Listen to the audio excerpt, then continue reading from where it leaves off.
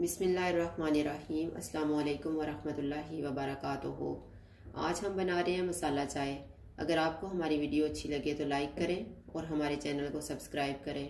तो शुरू करते हैं। 2 कप दूध लिए, 1 कप पानी। आप दूध और पानी की क्वांटिटी अपने हिसाब से ले लें। चीनी हस्बे जायका, 4 टी बैग्स, 1 टीस्पून सौंफ, एक छोटा सा अदरक का टुकड़ा लेके इसको मैंने स्लाइसिस में काट ली है, 4 सब्ज़ इलायची, 1 दालचीनी का पीस और 1 लौंग। पैन में हम पानी डालेंगे। पानी गर्म हो गया, इसमें अदरक डाल देंगे, सौंफ, दालचीनी का पीस, लौंग और इलायचियों को हम खोल के डालेंगे।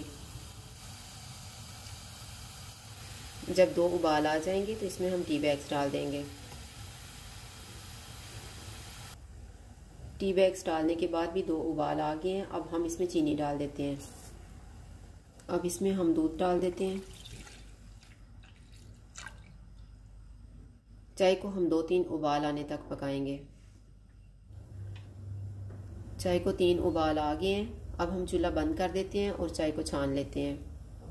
मसाला चाय तैयार है। अगर आपको हमारी वीडियो अच्छी लगे तो लाइक करें और हमारे चैनल को सब्सक्राइब करें। शुक्रिया। अल्लाह हाफिज़।